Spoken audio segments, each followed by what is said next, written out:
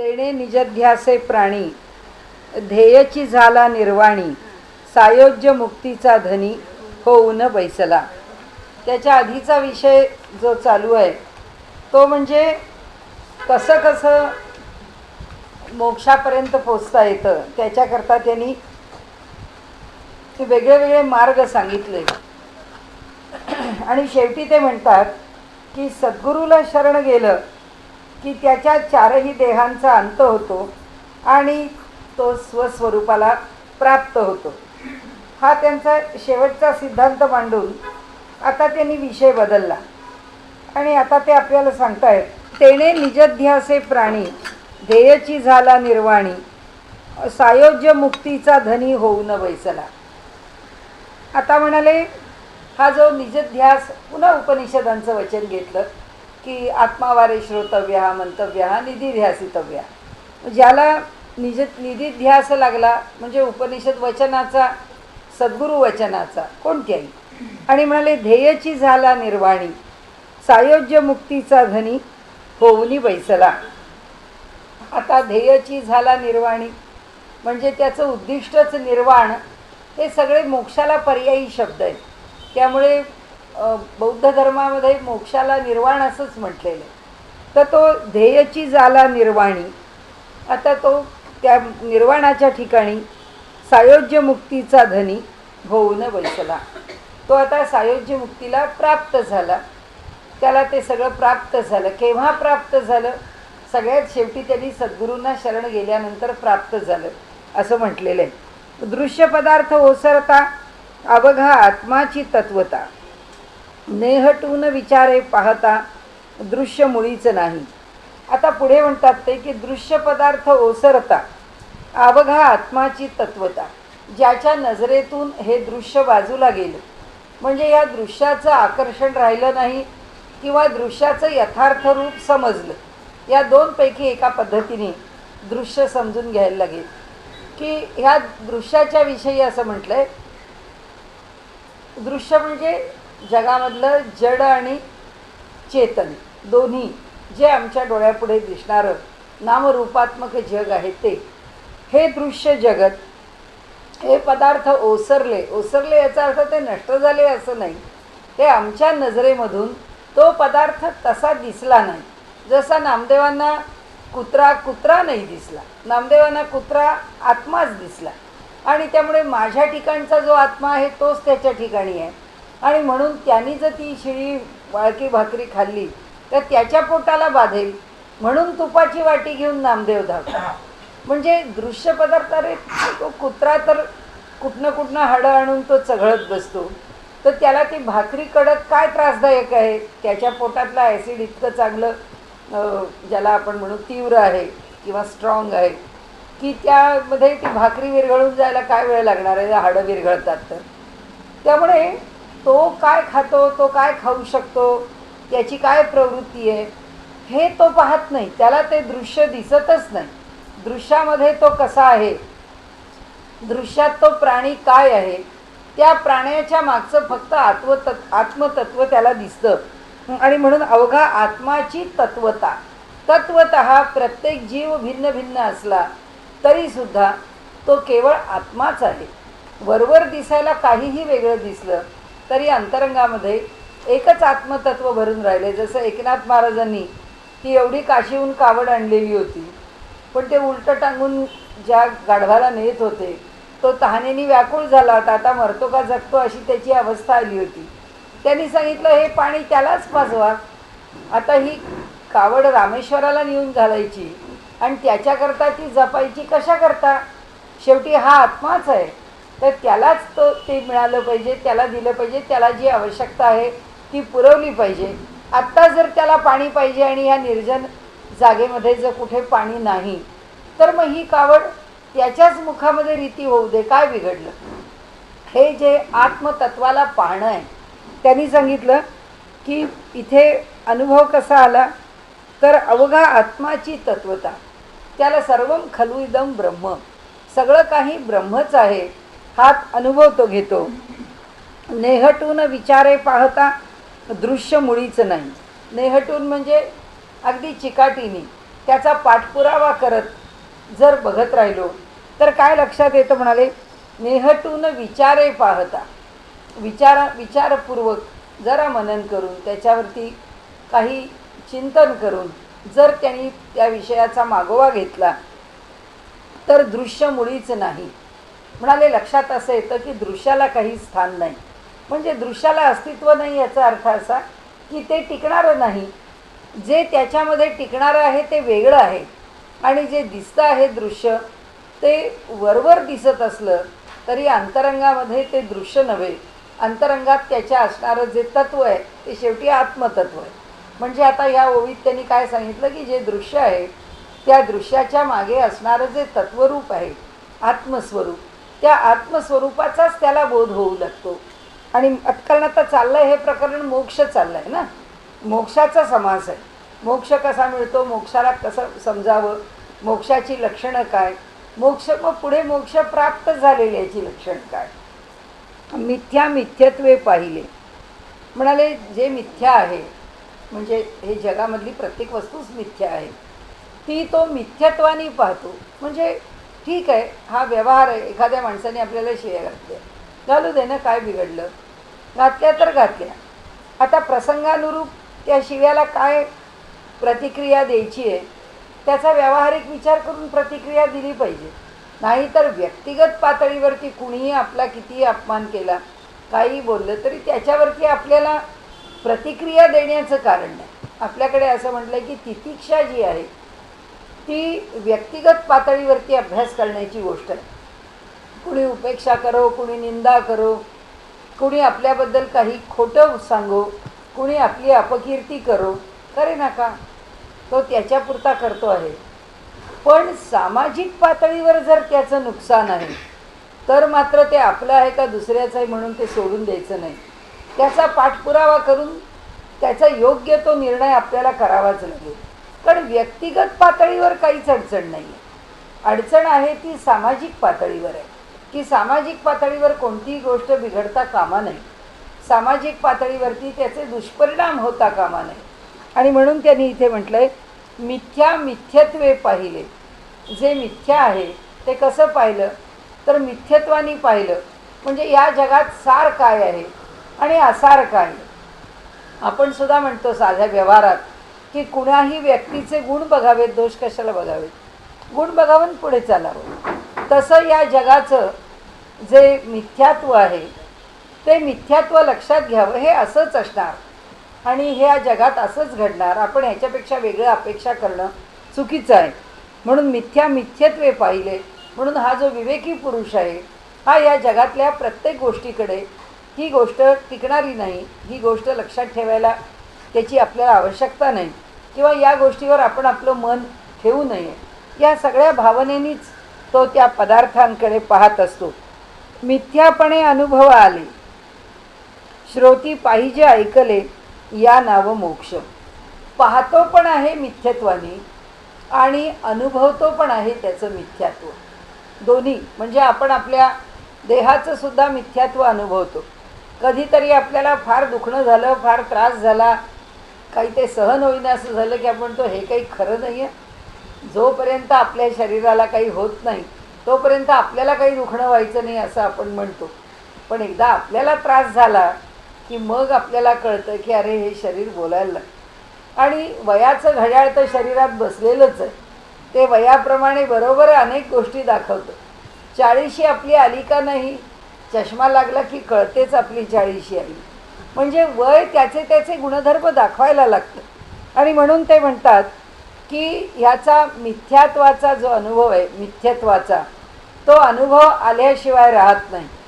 कारण का, कोणत्या ना कोणत्या तरी पातळीवरती काय खरं आहे काय खोटं आहे याचा जगामध्ये व्यवहाराचा निवाडा होतो आणि वस्तुस्थितीचा पण निवाडा होतो. व्यवहाराचा कसा, व्यवहारात आपण लोकांचे व्यवहार जेव्हा पाहतो त्याच्यातली कृत्रिमता, त्याच्यातलं दुटप्पीपण, त्या व्यवहारामधला सत्य असत्यामध्ये असणारा सगळा घोळ, हे सगळं जेव्हा पाहतो आपण म्हणतो काही फार अर्थ नाही आहे, त्या भानगडीत पडू नये, हे बरं, एकला चलो रे, हे सगळ्यात चांगलं, आपण आपल्या मार्गाने चालावं, बाकीच्या भानगडीत पडू नये.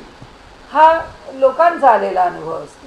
देहाच्या पातळीवर आत्ता म्हटलं तसं कधी वयोमान परतवे, कधी परिस्थिती परतवे, कुणाला एखादा ॲक्सिडेंट झाला, मोठा ॲक्सिडेंट झाला, काहीतरी त्याच्यातून शरीराला त्रासदायक निर्माण झालं, माणूस म्हणतो देहाचं काही खरं नाही.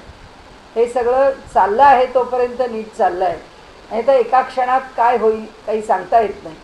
त्याचं मिथ्यात्व आपल्या अनुभवाला येतं. तसंच या जगातली प्रत्येक वस्तू त्याचं मिथ्यात्व अनुभव. आता घरामध्ये एक झाड लावलं तरीसुद्धा जर ते सीझनल असेल, जर ते ऋतुकालाप्रमाणे असेल, तर त्याचं कालावधी ठरलेला आहे.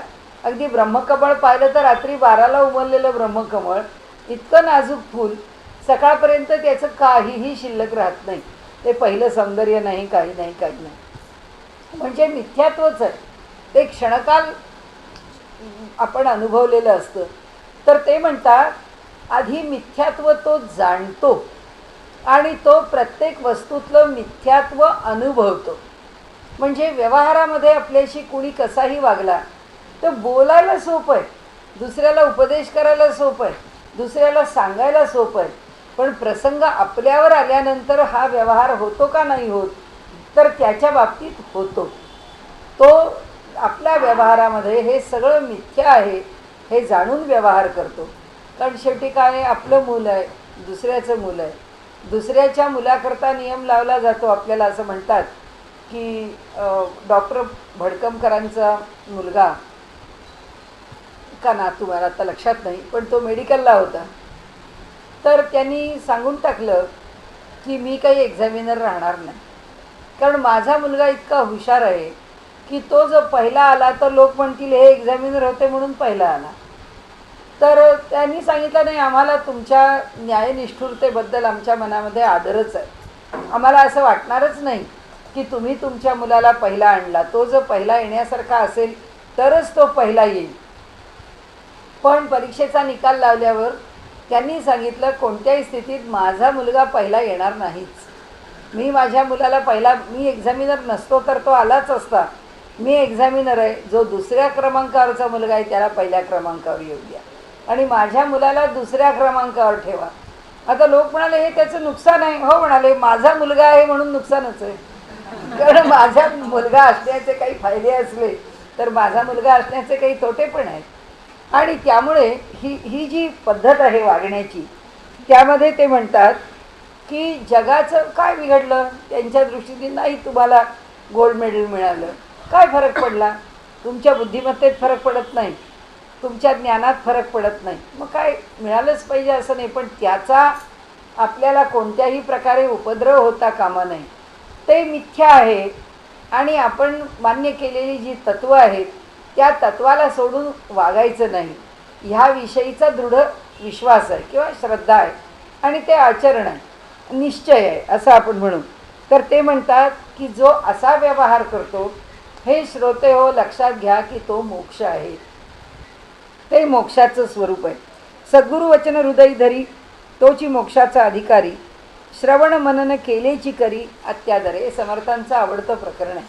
वाचिलेची वाचावे, विवरिलेची विवरावे. त्यांना असं वाटतं जे प्रत्येकाला काहीतरी सारखं नवीन हवं असतं. त्यामुळे नवीन काय पाहायचं आहे, जे वाचलं आहे तेच वाचत राहावं, जे ऐकलं आहे तेच ऐकत राहावं. आपण म्हणतो नाही हे आम्ही ऐकलं आहे आता आम्हाला दुसरं बघायचं आहे, काही ही CD आम्ही पाहिली आम्हाला ती बघायची नाही आहे.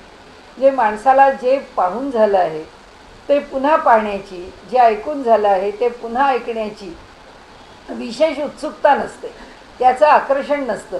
समर्थ म्हणतात जसं जसं ऐकत जावं, पाहत जावं, पुन्हा पुन्हा वाचत जावं, तसं तसं विषय आपल्याला अधिक उलगडतो. आणि म्हणून हे श्रवण मननसुद्धा जे ऐकलं आहे ते करत जावं. जेथे आणि सद्गुरु वचन हृदयी धरी, ते त्यांनी मागे सांगितलंच आहे, पुन्हा सांगतात की जे सद्गुरू सांगतात ते पक्क मनामध्ये ठेवावं, त्याच्यावर दृढ विश्वास ठेवावा. जेथे आटती दोन्ही पक्ष तेथे लक्ष ना अलक्ष. म्हणाले आता दोन्ही पक्ष, दोन बाजू म्हणजे जगातलं द्वंद्व जिथे संपून जातं, जेथे आटती दोन्ही पक्ष तेथे लक्ष ना अलक्ष. दोन्ही पक्ष आटती वेगळं मांडणी आणि तिथे लक्ष ना अलक्ष ही वेगळी मांडणी. दोन्ही पक्ष आटतात याचा अर्थ सुखही संपतं दुःखही संपतं, अभिलाषाही संपते आणि मला काही नको ही वृत्ती पण कशाची चिंतन करण्याची आवश्यकताच राहत नाही. हे पाहिजे किंवा हे नको ह्याचं चिंतनच कशा करता, कारण त्या दृष्टीने वृत्तीच राहिली नाही, कोणतीच वृत्ती शिल्लक राहत नाही. म्हणून म्हणतात ते दोन्ही पक्ष संपतात. आता दोन्ही पक्ष संपतात हे कशा करता, आमच्या पापपुण्या करता. पाप नसावं, पुण्यात्मक विचार असावा. योगाच्या दृष्टीने विचार केला तर क्लिष्ट वृत्ती नसाव्यात, अक्लिष्ट वृत्ती असाव्यात. पण आता अक्लिष्ट वृत्ती पण नसाव्यात. आता एक स्थिती अशी येते की कोणतीच वृत्ती नसावी, म्हणजे वृत्तीरहित अवस्था आहे. ती चित्ताची जी स्थितिशीलता आहे, ती जी चित्ताची साम्यावस्था आहे, ती अवस्था ह्या ओवीच्या पहिल्या भागात सांगितली. जेथे आटती दोन्ही पक्ष, असावं किंवा नको नसावं, म्हणजे हवं आणि नको दोन्हीही संपलेलं आहे. म्हणाले तेथे लक्ष ना अलक्ष. म्हणाले इथे लक्ष मायेचा प्रांतच शिल्लक राहत नाही, मग अलक्ष नावाची गोष्ट कुठे शिल्लक राहते. कारण काय आहे, दुःख झालं हे कशाच्या पार्श्वभूमीवर कळतं, सुख या पार्श्वभूमीवर कळतं. पण ज्याला सुखच सुख आहे त्याला दुःख नावाचा दुसरा भागच माहिती नाही आहे. तो म्हणतो ह्याच्यापेक्षा वेगळं काही असतं मला माहीत नाही, हे असंच असतं. म्हणजे सुख आहे सुखच आहे, किंवा ज्याच्या ठिकाणी दुःखच खूप अनुभवलं आहे तो म्हणतो ह्याला दुसरी बाजू सुखाची असते हे मला माहीतच नाही, कारण मी कायम दुःखाचाच अनुभव घेतो. त्यामुळे हे म्हणतात जेव्हा एक बाजू आहे तेव्हा दुसरी बाजू उपस्थित आहे. म्हणजे जेव्हा दिवस आहे तेव्हा रात्र आहे. जर रात्रच नाही अखंड दिवस आहे तर मग काय प्रश्न आला रात्र शब्दाचा. म्हणजे मग दिवस आणि रात्र हे दोन्ही शब्द शिल्लक राहिले नाही, कारण रात्र शब्द आहे म्हणून दिवस शब्द आहे. आणि म्हणून ते म्हणतात की ह्या ठिकाणी लक्ष म्हणजे माया. माया याचा अर्थ आयुष्यामध्ये काहीतरी, हे माझं उद्दिष्ट आहे. हे कशामुळे म्हणतो, या मायेच्या जगात वावरतो म्हणून म्हणतो. आणि अलक्ष ज्याच्या ठिकाणी कोणतंच उद्दिष्ट सांगता येत नाही, ज्याच्या ठिकाणी कोणतं उद्दिष्ट कल्पिता येत नाही, असं जे रूप आहे ते रूप अलक्ष आहे, म्हणजे परमात्म्याचं आहे. पण ते म्हणाले परमात्मा वेगळा जाणायला केव्हा जावं लागतं, जेव्हा मायेमध्ये आम्ही असतो तेव्हा. ही आमची माया सुटू दे आणि परमात्मा भेटू दे. पण जर मायाच नाही तर फक्त परमात्माच आहे. मग आता काय भेटायचं आहे, जिथे आहे तिथे तो भेटलेलाच आहे. आपण जसे आहोत तसा परमात्माच आहे. आणि म्हणून ते म्हणतात तेथे लक्ष ना अलक्ष या नाव जाणी जे मोक्ष नेमस्त आत्मा. केवळ आत्मस्वरूप आहे, याला मोक्ष समजा की जिथे द्वंद्व संपलेला आहे. म्हणून गीताकारांनी पुन्हा पुन्हा पुन्हा पुन्हा जी भाषा ते बोलले ती द्वंद्वाचीच बोलली. द्वंद्वाशिवाय ते वेगळी भाषा बोलत नाही. ते म्हणतात अर्जुना निर्द्वंद्व हो. आणि म्हणून त्यांनी त्या दुसऱ्या अध्यायात सुद्धा म्हटलं. तर त्यांनी इथे असं म्हटलं की या नाव जाणी जे मोक्ष नेमस्त आत्मा निस्त्रैगुण्य भवार्जुन. ज्याच्या शेवटी त्यांनी म्हटलं आहे की तू आता निस्त्रैगुण्य हो. निर्द्वंद्व नित्य सत्वस्था. तिथे द्वंद्व संपवून टाक. आणि जेथे ध्यान धारणा सरे कल्पना निर्विकल्पी मुरे केवळ ज्ञेप्ती मात्र उरे सूक्ष्म ब्रह्म. आता इथे काय राहतं, ध्यान राहत नाही, धारणा राहत नाही, कल्पना निर्विकल्पी मुरे, कल्पनेला स्थान राहत नाही, केवळ ज्ञेप्ती मात्र काय राहतं, केवळ शुद्ध जाणीवेचं स्वरूप आहे. शुद्ध जाणीवेच्या रूपामध्ये ज्ञान शिल्लक राहते. आता ही भली मोठी प्रक्रिया आहे. या भल्या मोठ्या प्रक्रियेत काय काय आहे, या प्रत्येक शब्दात समर्थांनी संबंध योगमार्गाचा आढावा घेऊन टाकला. त्यांनी म्हटले जिथे ध्यान धारणा सरे, ध्यान आणि धारणा त्या दोन्ही गोष्टी संपल्या त्यावेळी काय होतं, त्यावेळी शिल्लक उरते ती समाधी. ती जी समाधीची अवस्था आहे ती शिल्लक राहते. ही एकमात्र. ती कशी आहे त्याचं वर्णन करताना त्यांनी ज्ञप्ती मात्र, इथे ज्ञेप्त शब्द वापरला आहे. ज्ञेप्ती पण ज्ञेप्ती नाही, तो ज्ञप्ती शब्द आहे. त्या समर्थांच्या नेहमीच्या शब्दांप्रमाणे इथे ज्ञेप्ती मात्र शुद्ध जाणीव शिल्लक राहते. कशी शिल्लक राहते, त्यात काय असतं, यांच्या एक एक ओव्या म्हणजे अवघड असतात. कल्पना निर्विकल्पी मुरे. त्यांची जी कल्पना माणसाच्या ठिकाणी जी वृत्ती निर्माण होते, ती वृत्ती म्हणजे कल्पना. ती वृत्ती कशामध्ये मुरते? निर्विकल्पी, म्हणजे विकल्प शिल्लक राहत नाही, म्हणजे कल्पना शिल्लक राहत नाही, म्हणजे काही शिल्लक राहत नाही. मुरे केवळ ज्ञप्ती मात्र उरे सूक्ष्म ब्रह्म. आता हे का सांगितलं? हा आता मोक्षाचा लौकिकातला अनुभव सांगितला. आता वरचा जो सांगितला तो स्वरूपाचा, असा इथे सांगितलं ना, जेथे आटती दोन्ही पक्ष या नाव जाणी जे मोक्ष नेमस्त आत्मा, केवळ आत्मरूपामध्ये आहे.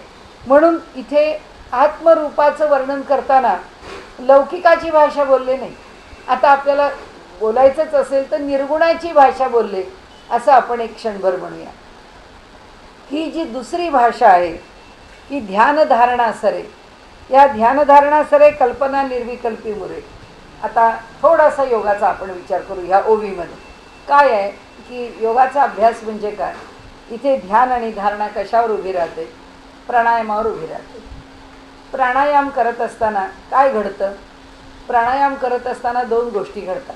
प्राणायामामध्ये एकतर आपण श्वास घेतो, श्वास थोडा वेळ आत ठेवतो, नाहीतर श्वास पुन्हा बाहेर सोडून देतो. जो घेतो त्याला पूरक म्हणतो, जो राहतो त्याला कुंभक म्हणतो, जो सोडतो त्याला रेचक म्हणतो. या तीन प्रकारांनी प्राणायाम होतो. आता या तिघांच्यामध्ये एक नेहमीच लक्षात ठेवायचं की जो पूरक आहे तो प्राण आहे आणि इथे आपण सोडतो तो अपान आहे. प्राणामध्ये जे शक्ती बाहेरून आत घेणं किंवा त्या शक्तीचा आपण बाहेरून आतमध्ये साठा करून घेणं किंवा बाहेरून आत तिला मिळवणं, यामध्ये आपण काहीच करू शकत नाही. म्हणजे कल्पना करायची तर कल्पना पूरकात का रेचकात? तर कल्पना रेचकात. कल्पना पूरकात होत नाही. श्वास घेताना बोलता येतं का? बोलता येत नाही. माणूस श्वास सोडताना बोलतो, श्वास घेताना बोलत नाही. कारण श्वास घेताना बोलताच येत नाही. का नाही बोलता येत? कारण ती जी प्रकृती शक्ती आहे ती आम्हाला त्या वायूच्या द्वारा त्या पूरकामधून आम्हाला ती शक्ती प्रदान करते. शक्ती घेण्याचं काम आहे. आणि जेव्हा श्वास सोडतो तेव्हा क्रियेचं काम आहे. पूरकामध्ये क्रिया नाही, रेचकामध्ये क्रिया आहे. आता हे जे ध्यान आणि धारणा आहे, काय प्रकरण आहे? आपण जेव्हा प्राणायाम करतो तेव्हा प्राणायाम करत असताना आपल्या मनामध्ये आता एक धरून चाललो आपण की मग पूरकाचा काय उपयोग? फक्त श्वास सोडण्याचाच उपयोग आहे का प्राणायामात? तसं नाही. आम्ही जेव्हा श्वास घेतो त्यावेळीसुद्धा आमच्या मनात कल्पना आहेत. आपल्या डोक्यातले ज्या काही वृत्ती आहेत, कल्पना आहेत, त्या काही सुटलेल्या नसतात. श्वास घेताना सुद्धा आपण कसा श्वास घेतोय, तो बरोबर आमच्या नाकपुड्यांना स्पर्शतोय की नाही, एका लयीत येतोय की नाही, त्या श्वासाचा मार्ग कसा आहे, घाईने घेतला का सावकाश घेतला, त्याची गती एकसारखी आहे का नाही आहे. पण शेवटी ती कला आहे आणि त्याच्यामध्ये फार कौशल्य आहे श्वास घेण्यामध्ये. ते कसं घेतो आम्ही? नाहीतर असं घेऊन चालणार नाही. असा जर श्वास घेतला तर धक्का आम्ही इथे मारणार आहे. त्या श्वासाने आम्ही जोरदार एक शॉक इकडे देतो. त्या प्राणायामाने आम्हाला हळुवारपणाने स्पर्श करून तो प्राणायाम आम्हाला निर्विकल्प अवस्थेला नेण्याच्या ऐवजी देहालाच अधिक शोभात टाकली. म्हणजे आमच्या विचारांची अवस्था सोडून द्या. त्यामुळे त्यांनी इथे जे ध्यान आणि धारणा सांगितलं आहे ना, त्याच्यामध्ये प्राणायाम आम्हाला सुरुवातीला काय समजून करायचं आहे. आम्ही ध्यानाला बसलो आहे. ध्यानाला बसलो तर आम्हाला असं वाटतं डोळ्यापुढे एक मूर्ती आहे, त्या मूर्तीवर मन एकाग्र केलं. मन मूर्तीवर एकाग्र केलं का मन कोणत्या विचारावर एकाग्र केलं का मन कोणत्या नामावर एकाग्र केलं, याच्याबरोबर किंवा त्याच्या आधी किंवा एका वेळी दोन कोणत्या गोष्टी कराव्या लागतात. तर एका वेळी दोन करण्याच्या गोष्टी म्हणजे श्वास आम्ही घेतो आहोत त्या श्वासावरती मन केंद्रित तरी करायला पाहिजे, किंवा जो श्वास घेतो आहोत त्या श्वासाबरोबर कल्पना तरी सोडली पाहिजे. काय करणार आहोत आम्ही ते आम्ही ठरवायचं. आता श्वास कसा घेतो, तो कसा घेतो ह्याच्यावरती पण लक्ष आहे. कारण आपल्याकडे योगसूत्रामध्ये एक सूत्र आहे, प्रच्छर्दन विदारणाभ्याम वा प्राणस्य. त्याच्यामध्ये त्यांनी ह्या सगळ्याची चर्चा केलेली आहे. प्रच्छर्दन आणि विदारण या दोन गोष्टी आहेत. आम्ही जेव्हा प्राणायाम करतो त्यावेळी कोणत्या दोन गोष्टी करतो? एक प्रच्छर्दन करतो आणि दुसरं विदारण करतो. प्रच्छर्दन म्हणजे काय करतो? श्वास घेतो, ठेवतो, रेचकाच्या रूपाने सोडतो. आणि विदारण म्हणजे काय करतो? मनाला साम्यावस्थेला आणायचा प्रयत्न करतो. मन स्थिर करायचं, मनाला शांत करायचं. म्हणजेच काय करायचं आहे? निर्विकल्प करायचं. कुठलाही विकल्प, कोणतीही वृत्ती ही त्या ठिकाणी निर्माण होता कामा नये. वृत्तीरहित स्थिती आली पाहिजे. आता ही वृत्तीरहित स्थिती किंवा कल्पनारहित स्थिती आपण आत्ता विधान केलं त्याप्रमाणे तिचा संबंध पूरकाशी नाहीच आहे. कारण मनाची क्रिया ही रेचकामध्येच आहे, पूरकात नाहीच आहे. मग रेचकातच आमची कल्पना निर्माण होणार असेल तर मग तुम्ही पूरकावर का भर देता? पूरकावर पण का भर आहे? कारण पूरक जेव्हा होतो तो कसा होतो त्याच्यावर रेचक अवलंबून. पूरक जसा होतो त्याच्यावरती आमचा रेचक अवलंबून. म्हणून जेव्हा पूरक आहे तेव्हा अंतःकरण स्थिर आणि शांत असेल तरच ते रेचकामध्ये स्थिर आणि शांत. आणि म्हणून पूरकावरचा जो अभ्यास आहे तो इथे त्यांनी जे म्हटलंय ना की जेथे धारणा ध्यान सरे. का सरतं? कारण त्याचा संबंध त्यांनी कल्पना निर्विकल्पी मुरे असं सांगितलं. धारणा ध्यान केव्हा सरतं? जेव्हा कल्पनाच वृत्तीच राहत नाही. म्हणजे ज्या क्षणी आम्ही प्राणायाम, आता आम्ही सुरुवातीला काय करतो? सुरुवातीला वृत्ती दूर जाण्याचा अभ्यास नाहीच आहे. सुरुवातीला अभ्यास कशाचा आहे? सुरुवातीला कोणता तरी एका वृत्तीवरती स्थिर होण्याचा अभ्यास आहे. वृत्ती कोणती? आता श्वास घेतो, श्वास कसा घेतो, श्वास कुठून घेतो? जातो नाकातूनच श्वास, तर आणखीन कुठून जाणार आहे? पण श्वास घेताना स्थान हे आहे, श्वास घेताना स्थान हे आहे, श्वास घेताना स्थान हे आहे का श्वास घेताना स्थान हे आहे? कोणतं आहे? कारण आपण विलोम करतो म्हणजे काय? विलोम करतो म्हणजे हेच करतो. विलोमामध्ये जेव्हा श्वास घेताना श्वास घेतला, आता हा श्वास घेताना माझं स्थान कोणतं आहे? मी जर हे धरलं असेल तर इथून मी जो श्वास घेतला आहे त्याकरता मी हे केंद्र धरलं आहे. आता श्वास घेणार आहे, केंद्र कंठ धरला आहे. असा श्वास घेतला, कंठातून घेतला. आता कंठ नाही, श्वास हृदयातून घेतला, स्थानं बदलली. श्वास नाभीपासून घेतला. आता आमचं लक्ष कशावर पाहिजे? सुरुवातीला हे ध्यान आणि धारणा या दोन्ही गोष्टी विसरूनच जायच्या. लक्षात फक्त प्राणायाम ठेवायचा आणि प्राणायामाच्या पातळीवर किंवा प्राणायामामध्ये एका वृत्तीवरती लक्ष ठेवायचं की असा श्वास गेला पाहिजे. श्वासाला धक्का बसता कामा नये, श्वासाची गती बदलता कामा नये. आता एक टप्पा श्वास घेतला, किंचित काल थांबलो. दुसरा टप्पा घेतला, किंचित काल थांबलो. तिसरा टप्पा घेतला, किंचित काल थांबलो. आता आपल्यालाच अंदाज आला नाही. जसं जेवायला बसल्यावर आवडते पदार्थ असले की पोट भरल्याचा अंदाज येत नाही आणि माणूस जरुरीपेक्षा अधिक जेवून जातो. तसं किती श्वास घेतला म्हणजे आपण आतमध्ये स्वस्थ आहोत याचा अंदाज आला पाहिजे. उगीच आपला श्वास घ्यायचा आहे म्हणून भरून घेतला, इथे त्याचा ताण कोणावर येतो? फुफ्फुसांवर येतो. वाटेल तसा जर श्वास आत घेतला गेला तर ताण येतो फुफ्फुसांवरती आणि त्याचा परिणाम चांगला होतच नाही, त्याचा दुष्परिणाम होतो. आणि म्हणून प्राणायाम हा कुणाच्या तरी मार्गदर्शनाखाली करावा आणि मनास येईल तसा आणि पुस्तकात वाचून करू नये हे सांगण्याचं कारण एवढंच आहे की त्या व्यक्तीचा अनुभव त्या ठिकाणी उपयोगाला येत असतो. तर तो श्वास जेव्हा आत आम्ही घेत राहतो, तो श्वास आत घेऊन कुठे ठेवायचा आहे?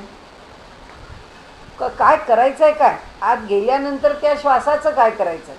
की श्वास पूर्ण आत आला, तो श्वास आल्याबरोबर त्या श्वासाला सगळ्या देहात पसरायचं.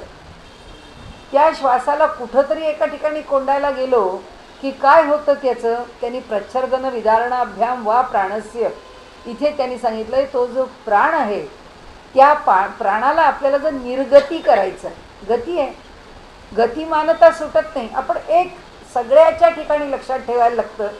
प्राणायामात तर तिन्ही लक्षात ठेवायला लागतं, सत्व रज आणि तम. शुद्ध तम असेल तेव्हाच प्राणायामात आम्ही स्थिर बसू शकतो. जर आमच्याकडे शुद्ध तम नसेल तर आम्ही प्राणायामात स्थिर बसू शकत नाही. म्हणजे तमोगुण चांगला का वाईट? तमोगुण चांगलाही नाही वाईटही नाही, पण तमोगुणाची जी शुद्ध स्थिती आहे ती मात्र आमच्या ठिकाणी काम करताना प्रकट झाली, नाही तर आम्ही स्थिरच नाही होणार. अभ्यासाला जर बसलो तरीसुद्धा आमच्या ठिकाणी शुद्ध तम प्रकट झाला पाहिजे, तर तासभर मांडी हलणार नाही आमची आणि आमचा अभ्यास चालू राहील. आणि नाही तर प्रत्येक क्षणाक्षणाला आमची चुळबुळ सुरू राहील. कारण शरीरामध्ये येणारी जी चंचलता आहे ती कमी कोण करतो? तो शुद्ध तम कमी करतो. अज्ञानी तम नाही करत, शुद्ध तम करतो. तो शुद्ध तम वाढवणं म्हणजे आमची बैठक वाढवणं. दुसरं काय वाढवायचं आहे? शुद्ध रजोगुण.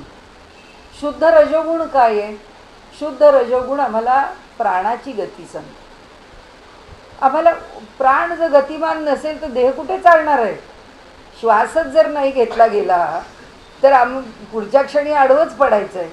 त्यामुळे श्वास तर घ्यायचाच आहे, पण श्वास कसा घ्यायचा आहे? त्या श्वासाला एक विशिष्ट लय आहे, त्या श्वासाला एक विशिष्ट गती आहे. ती जी श्वासाची गती आहे ती गती प्राप्त करून घेणं योग्य म्हणजे शुद्ध रजोगुण आमच्या ठिकाणी विकसित होणं. शुद्ध रजोगुणाचा विकास झाला पाहिजे. आणि शुद्ध सत्वगुण काय करतो? शुद्ध सत्वगुण आमच्या मनाला स्थिर करतो. शुद्ध सत्वात मन स्थिर होतं. त्यामुळे प्राणायामाकरता बैठक आवश्यक आहे, प्राणायामाकरता श्वासोच्छ्वास आवश्यक आहे आणि प्राणायामाकरता मनाची स्थिरता पण आवश्यक आहे. म्हणजे इथे कसरत किती आहे बघा. प्राणायाम म्हणूनच नाही, आपल्या मनाला एकाग्र करण्यामध्ये कसरत अशी आहे की शरीर योग्य राहण्याकरता तमोगुणाचं प्राबल्य आवश्यक आहे. उत्तम प्रकारे श्वासाचा म्हणजे गती टिकण्याकरता किंवा श्वास प्रश्वासाचा वेग राहण्याकरता शुद्ध रजोगुण आवश्यक आहे. आणि हे दोन सांभाळता सांभाळता आमचं मन कोलमडता कामा नये, कारण त्या मनाकडे बघायलाच वेळ होत नाही. आपण पहिल्यांदा जेव्हा नुसते आसनावर बसायला लागतो तेव्हा आपल्या शरीराला शिकवता शिकवता आपले 5-6 महिने जातात. की मांडी कशी, पाठ कशी, आमचा पाठीचा कणा कसा, आम्ही बसतो कसे, शरीर कडक करतो का शरीर मोकळं सोडतो, कोणत्या ठिकाणी शरीराला ढिलं टाकलं आहे आणि कोणत्या ठिकाणी शरीराला अतिरिक्त कडक केलं आहे, ह्या सगळ्याचा अभ्यास करेपर्यंत बैठकच साधायला आपल्याला बराच काळ जातो. त्याच्यात दुसरा विचार करताच येत नाही, कारण मेंदूमध्ये तो विचार आहेच की बैठक कशी बसायची. बैठक झाली मग आता आपल्याला काय होतं? बैठकीला एक सहजता येते की आपण बसल्याबरोबर आपोआप आपलं बसणं योग्य होतं आणि जे योग्य होतं ते आपल्या शरीराला दुखावत पण नाही, त्याची जाणीव पण होत नाही, त्याचा आनंद मिळतो की शरीर उत्तम तऱ्हेने आता म्हणजे आपल्याला ठेवता यायला लागलं आणि त्याच्याकरता कसरत नाही करावी लागली. ही अवस्था प्राप्त होते. ही अवस्था जेव्हा प्राप्त होते त्या अवस्थेनंतर आता श्वासावर माणूस बघायला लागतो की आता हे सहज झालं, आता आपला श्वास कसा सहज होईल. म्हणजे अगदी जे करायचं असेल ते, ज्या दीर्घ श्वसन करायचं आहे, कारण विलोम 2 आहे आपल्याला. घेताना श्वास घेताना टप्प्याटप्प्याने श्वास घ्यायचा आणि श्वास पूर्ण भरायचा. श्वास सोडताना टप्प्याटप्प्याने सोडायचा. घेताना सलग घ्यायचा, सोडताना टप्प्याटप्प्याने सोडायचा. एकदा घेताना टप्प्याटप्प्याने घ्यायचा आणि सोडताना सलग सोडायचा. हे 2 प्रकार आहेत त्याचे. या दोन्ही प्रकारामध्ये आता पहिल्या प्रकारात जेव्हा विलोम 1 त्याच्यामध्ये जेव्हा टप्पा टप्पा श्वास घेतला आम्ही, त्याच्यामध्ये जो पूरक आहे त्या टप्प्याटप्प्याने श्वास घेताना आमची वृत्ती निर्विकल्प राहते का राहत नाही. कारण वृत्ती त्याच्यावरती निगडीत आहे की आता हा एवढा श्वास घ्यायचा आहे, हा कुठून घ्यायचा आहे, आपल्याला काय करायचं आहे. म्हणजे आपल्याला विशुद्धी चक्रावर मन एकाग्र करायचं आहे आज्ञाचक्रावर करायचं आहे का अनाहत चक्रावर करायचं आहे का स्वाधिष्ठान चक्रावरती करायचं, जिथून जायचं आहे ते स्थान आधी निश्चित करायचं आहे. त्या स्थानावरून श्वास घेतो आहोत, तिथून श्वास सुरू होतो, त्या स्थानावरून श्वास घेतो. म्हणून ते सांगतात ही जी कल्पना निर्विकल्पी मुरे हे एका क्षणात घडणारी गोष्ट नाही आहे. त्यांनी त्याचा काय सांगायचं आपण की सर्वात शेवटचा आविष्कार सांगितला आहे. त्या शेवटच्या आविष्कारात ते म्हणतात की आता आपल्याला कल्पनेनी ही श्वासाची गती आहे ती एका फार चांगल्या फाईन स्टेजला, अत्यंत मुलायम अशी, जी अतिशय कोवळीक आहे त्याच्यामध्ये, की फार मुलायमपणाने तो श्वास कसा गेला पाहिजे. कारण प्रत्येक ठिकाणाहून श्वास घेतानाची स्थिती वेगळी आहे. तुम्ही स्वाधिष्ठान चक्रापासून श्वास घ्यायला लागलात तर त्याचे टप्पे वेगळे आहेत, त्याची आमच्या फुफ्फुसामध्ये धारण करण्याची ताकद वेगळी आहे. आणि त्यामुळे त्याबरोबर होतं कसं, अरे आता इथे श्वास आला, अरे आता इथे श्वास आला, आता इथे आला, आता ना पूर्ण झाला, आता तो आत ठेवला आणि आता तो श्वास सलग काही म्हणाला हां आता तो श्वास सलग सोडला. आता जेव्हा मनामध्ये एक आलंबन आहे तेव्हा सोडताना सुद्धा त्याच्यामध्ये तितकी एकाग्रता अपेक्षित नाही आहे, कारण होतच नाही. आणि मग जेव्हा गती समजायला लागते की आता आपण एक 8 दिवस 15 दिवस 20 दिवस एका प्रकाराने करत चाललो की थोडे त्यातले अडथळे कळायला लागतात. म्हणून पतंजलींनी व्याधी स्त्यान संशय प्रमाद आलस्य अविरती भ्रांती अलब्ध भूमिकत्व ह्या सगळे अंतराय सांगितले, की ते म्हणतात ह्या सगळ्या अंतरायातून तो श्वास घेता आला पाहिजे. तर सांगायचा हेतू असा की हळूहळू आपले दोष कळायला लागतात. ते दोष दूर होता होता काय होतं की श्वास घेताना ज्या कल्पना आहेत किंवा जे विचार आहेत, ज्या वृत्ती आहेत त्या जातात आणि मग वृत्ती श्वासावर केंद्रित होते. त्याच्या पुढची स्टेज काय आहे, पुढची स्टेज अशी आहे की वृत्ती श्वासावर पण केंद्रित करावी लागत नाही, कारण त्याला सहजता येते. ज्याला आम्ही सहजता म्हणतो ती अशी आहे की अगदी एफर्टलेसली जो रिझल्ट आहे तो आम्हाला मिळाला पाहिजे. कुठल्याही प्रकारच्या आम्हाला त्याच्यामध्ये गुंतवून न घेता ते सहज घडलं पाहिजे.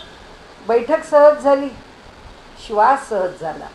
आता हा सहज झालेला जो श्वास आहे तो कशाशी जोडायचा, तो सहज झालेला श्वास मनाशी जोडायचा. ते मन आहे आतमध्ये, त्या मनाशी तो श्वास जोडला की ते म्हणतात तिथे कल्पना दूर जाणं आणि निर्विकल्प स्थिती येणं हे घडू शकतं. तोपर्यंत घडत नाही. आणि जेव्हा निर्विकल्प स्थिती येते तेव्हा ध्यान कशाचं करणार, कारण ध्यानाकरता तरी समोर आलंबनच आहे, धारणेकरता तरी समोर आलंबनच आहे. ध्यानाचंही आलंबन राहत नाही, धारणेकरताही आलंबनाची आवश्यकता लागते. आलंबन म्हणजे आधार, कशाचा तरी आधार घेऊन धारणा ध्यान चालते. विचारांचा आधार, सोहम साधनेत सोहमचा आधार नाही तर श्वासोश्वासामध्ये जो प्राणायाम करतो तेव्हा त्या प्राणायामामध्ये सुद्धा श्वास प्रश्वासयोः गतिर्विच्छेदः प्राणायाम, ती जी गतिविच्छेद केला जातो श्वास प्रश्वासामध्ये, ती जी प्राणायामाची प्रक्रिया आहे त्या गतीवरती तरी मन एकाग्र होतं. हे सगळं सुटतं आणि ते सहज होतं. ते सहज होतं तेव्हा काय होतं, ते सहज होतं तेव्हा त्याच्याबरोबर मन चालतं. पतंजली म्हणत नाहीत, ही भाषा पतंजलींची नाही, मी आत्ता जी सांगेन पुढे ती स्वात्मारामांची हठयोगातली भाषा आहे. ते म्हणतात चले वातम चले चित्तम. जसा प्राणायामामध्ये वायू चालतो, जशी त्या प्राणाची गती राहते तशी मनाची गती होते. ते मनाला त्या प्राणाच्या गतीवर स्वार करतात आणि पतंजलींच्या अष्टांग योगामध्ये प्राणाला मनाशी नेऊन मिळवतात. भेद आहे हठयोगामध्ये आणि अष्टांग योगामध्ये, भेद आहे. आणि त्यामुळे ती जी गती आहे ती गती मनाच्या ठिकाणी नेलेली आहे. त्या मनाला स्थिर केलं आहे, त्या प्राणाला स्थिर केलं आहे. जेव्हा मन आणि प्राण एका क्षणापुरते का होईना स्थिर होतात आणि आपला अभ्यास जर प्राणायामाचा बरा होऊ लागला तर आपल्या लक्षात असं येतं की एखाद्या क्षणापुरतं तरी आपण जरा बाजूला असतो, जर आपण त्याच्यात अडकलेले नसतो. त्याचं कारण असं आहे की मन नावाची गोष्ट आणि वृत्ती नावाची गोष्ट आणि प्राण नावाची गोष्ट हे सगळे एका साम्यावस्थेला आलेले असतात. ती जी साम्यावस्था आहे त्या साम्यावस्थेमध्ये मात्र कुठलीच हालचाल नाही. आणि त्याला काय म्हणतात, काही ध्यान नाही, ते काही धारणा नाही, ती समाधी नाही, त्याला स्तंभन असं म्हणतात. म्हणजे वृत्ती स्तंभितच आहे एक क्षणापुरती. आमची वृत्ती एक क्षणकाल वृत्ती चालली नाही, वृत्तीने व्यवहार केला नाही, वृत्तीचा व्यापार झाला नाही. आणि ज्या क्षणी वृत्ती व्यापार झाला नाही आणि त्याच क्षणी जर मन स्थिर असेल, हे सगळं आपण का बोलतो, हे सगळं प्रकरण खूप अवघड आहे. अवघड अशा करता की शरीर पण तितकंच इक्विलिब्रियममध्ये पाहिजे, ते पण तितकंच संतुलित पाहिजे, श्वास पण तितकाच संतुलित पाहिजे आणि मन पण तितकंच संतुलित पाहिजे. या तिघांचं संतुलन ज्या क्षणी साधतं त्या क्षणी आपल्याला सुद्धा एखाद क्षण स्थिती येऊ शकते. आपण काही प्राणायाम करतानाच ही स्थिती येते असं नाही. आपली वृत्ती अत्यंतिक सात्विक जरी झाली तरी सुद्धा त्या अत्यंतिक सात्विक वृत्तीमध्ये सुद्धा वृत्तीस्तंभन माणसाला येऊ शकतं. त्याला प्राणायामाच्याच प्रक्रियेतनं जावं लागतं असं काही नाही. इथे सांगितलंय त्यांनी प्राणायामाची प्रक्रिया, म्हणून इथे त्याचा विचार आहे. जेथे ध्यान धारणा सरे कल्पना निर्विकल्पी मुरे. ती कल्पना मुरून जाते, संपून जाते, जिरून जाते. जसं अगदी जमिनीमध्ये पहिला वळवाचा पाऊस आहे, तो जमिनीत पूर्णपणे मुरून जातो, काही वर शिल्लक राहत नाही. आपण आता सारखं म्हटलं की आता असा एकदा तरी पाऊस पडू दे की जेव्हा पाणी रस्त्यावरून वाहील, कारण व्हायला आधी ते जमिनीत मुरलं तर पाहिजे, तेव्हा ते व्हायला मोकळं होईल. तसं आहे. तर ती कल्पना जी आहे ती त्या निर्विकल्पाच्या ठिकाणी मुरून गेली पाहिजे, ती राहताच कामा नाही. ही निर्विकल्प स्थिती आहे. आणि समर्थ म्हणतात केवळ ज्ञप्ती मात्र उरे. ज्ञप्ती म्हणजे काय? केवळ ज्ञप्ती म्हणजे केवळ महत. महत म्हणजे ह्या सृष्टीचं पहिलं प्रकटीकरण. आणि ते पहिलं प्रकटीकरण ज्या रूपामध्ये होतं ती केवळ ज्ञानाची अवस्था आहे. आणि त्याचं वर्णन करताना ज्ञानेश्वर माऊलींनी असं केलं आहे की म्हणाले गगनाच्या चाळणीमधून, आधी गगन इतकं सूक्ष्म आहे, त्या सूक्ष्म गगनाच्या चाळणीमधून जे ज्ञान गाळून खाली आलेलं आहे त्याला त्यांनी महत असं म्हटलं आहे. की त्या गाळण्याच्या खाली आता हे जग उभं राहायचं आहे किंवा त्याचा अनुभव घ्यायचा आहे की गगन अत्यंत सूक्ष्म आहे, त्या सूक्ष्माची चाळण केली आहे आणि त्या चाळणीतून जे खाली उतरलं आहे ती जाणीव आहे. ती जाणीव कोणाची आहे? ती जाणीव आमच्या बुद्धीची आहे. ती जाणीव कशी आहे? आता किती सूक्ष्म आहे बघा. आता इतकी बुद्धी आमची सूक्ष्म व्हायला पाहिजे. सूक्ष्म या त्वग्रया बुद्ध्या, अगदी विलक्षण तीक्ष्ण अणकुचीदार आणि अत्यंत सूक्ष्म. त्या सूक्ष्मतेला माऊलींनी हा दृष्टांत दिला की ती गाळून चाळून चाळणीतनं खाली यायची आहे. तर त्यांनी सांगितलं मग जे उरतं ते केवळ शुद्ध जाणीव मात्र उरतं. ती शुद्ध जाणीव उरते. म्हणजे आपण काय काय शुद्ध करत गेलो ह्या प्रक्रियेत? शुद्ध तम, शुद्ध रज, शुद्ध सत्व आणि त्याच्यातून शुद्ध जाणीव ती आमच्या ठिकाणी प्रकट झाली. कुणाच्या माध्यमातून? आमच्या बुद्धीच्या. बुद्धी किती शिल्लक राहिली? एवढीशीच. ती पण फार राहिली नाही.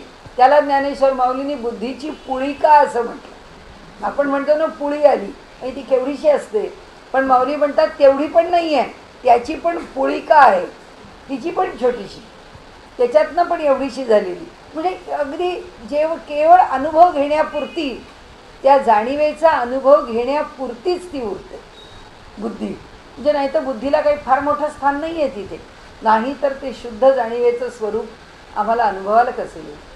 अनुभवाला यायला पाहिजे. म्हणून त्या बुद्धीच्या ठिकाणी कुठेतरी असणं ही स्थिती आहे.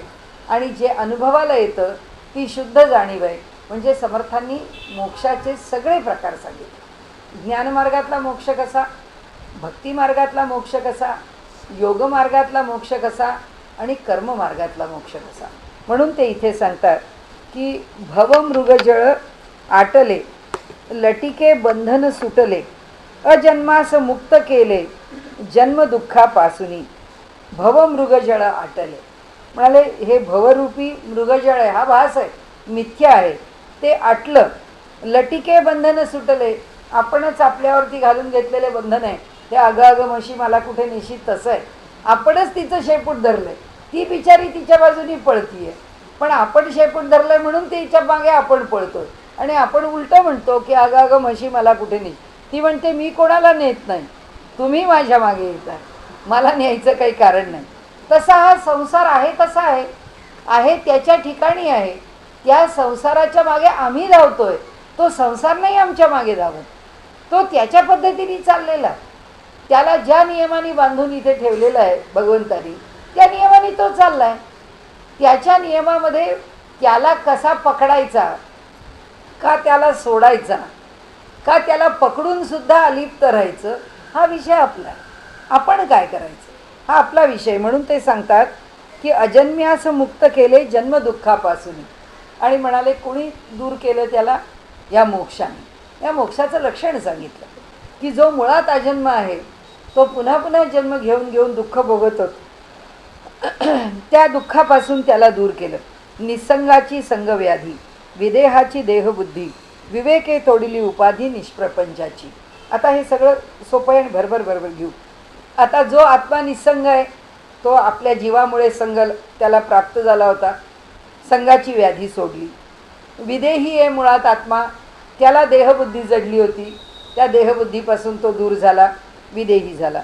विवेके तोडिली उपाधी निष्प्रपंचाची, प्रपंचाची उपाधी त्यांनी लावून घेतली होती, ती विवेकाने तोडली, त्याच्यापासून दूर केला. अद्वैताचे तोडिले द्वैत, तो मुळात अद्वैत आहे पण द्वैत भावानी पसारा मांडून बसला, त्याचा सगळा पसारा दूर केला. एकांतास दिला एकांत, जे आत्मतत्व मुळात एकी एक आहे ते असं अनेक प्रकारांनी विस्तारून त्या आपल्या स्वतःच्या ठिकाणी त्यांनी हा सगळा जो घोळ पसारा उभा केला होता तो दूर केला. अनंतास दिला अंत अनंताचा, जो मूळ अनंत आहे तो जो शांत झाला होता त्या शांताला पुन्हा अनंत केला. शांत म्हणजे मर्यादित, सीमित, आणि पुन्हा तो अनंत झाला. जागृतीस चेवविले, त्याला जाणीव करून दिली, त्याला जागं केलं. चैर्यास सावध केले, आता जागा झाला.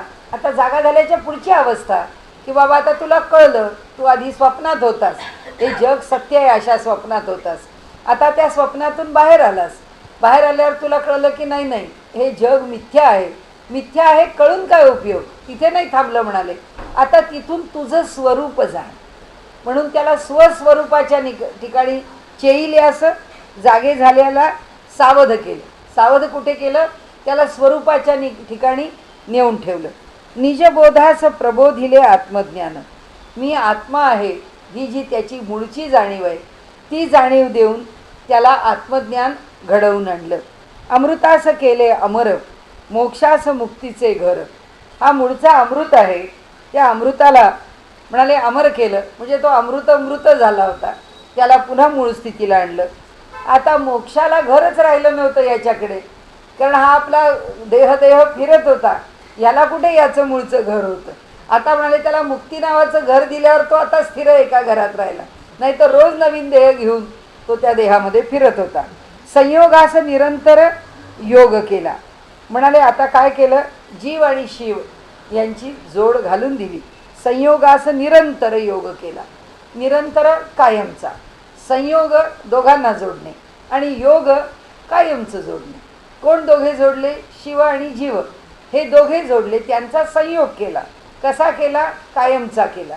कायमचा काय प्रकाराने केला, त्याला योग केला असं म्हणतो. योग म्हणजे जोडून देणे, जोडून दिला म्हणजे संयोग निरंतरपणाने जोडून दिला म्हणजे त्याला मोक्ष दिला असं त्यांनी आपल्याला सांगितलं. निर्गुणाचं निर्गुण केले, जो मूळचा निर्गुण आहे त्याला निर्गुण अवस्थेला आणलं.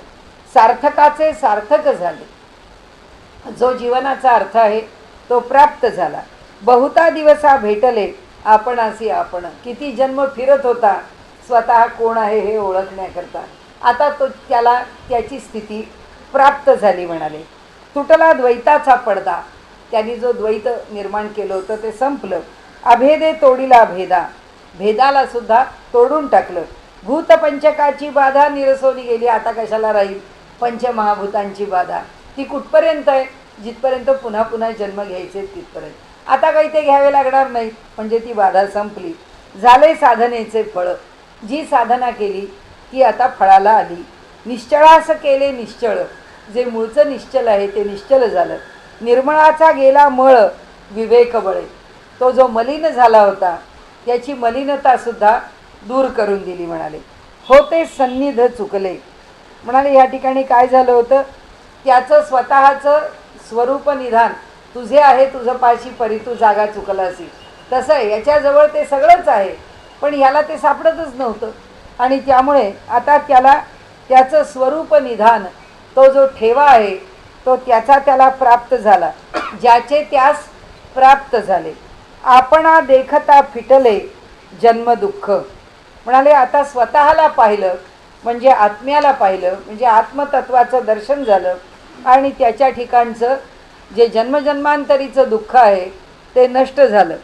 म्हणजे दुष्ट स्वप्ने जाजावाला.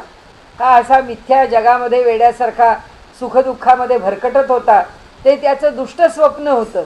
त्या दुष्ट स्वप्नातून जागा झाला. ब्राह्मण नीच याती पावला, आपणासी आपण सापडला जागेपणे. आता एक दृष्टांत देऊन सांगितलं की एक उच्चवर्णीय ब्राह्मण आहे आणि त्याला स्वप्नात असं दिसलं की अरे आपण काही पाप करतो आहे, आपण पाप योनीत आहोत. आणि मग त्याला असं वाटलं मला इतकी चांगली उच्च योनी प्राप्त झाली. असं असूनसुद्धा आता मला पुन्हा नीच योनी का प्राप्त झाली? ज्याला वाटलं मी असं काय पाप केलं, आणि म्हणून तो त्या स्वप्नामध्ये घाबरतो, दुःखी होतो. आणि समर्थ म्हणतात तो जागा झाला तेव्हा त्याला कळलं की अरे नाही, मी जो चांगला आचरण करणारा आहे तसाच आहे. मी स्वप्नात मी वेडावाकडा दिसलो असेल, पण आता मी वेडावाकडा नाही. ऐसे जयास झाले ज्ञान, तया पुरुषाचे लक्षण, पुढिले समासी निरूपण बोलिले असे. आता असा जो मोक्षाला प्राप्त झालेला पुरुष आहे तो कसा ओळखायचा? कारण आपण म्हणू मग आता आम्हाला कळायचा कसा तो जर आमच्यामध्ये वावरत असला तर त्याला कसा ओळखायचा? त्याच्याकरता ही सिद्ध लक्षणं पुढच्या ह्याच्यात आहेत.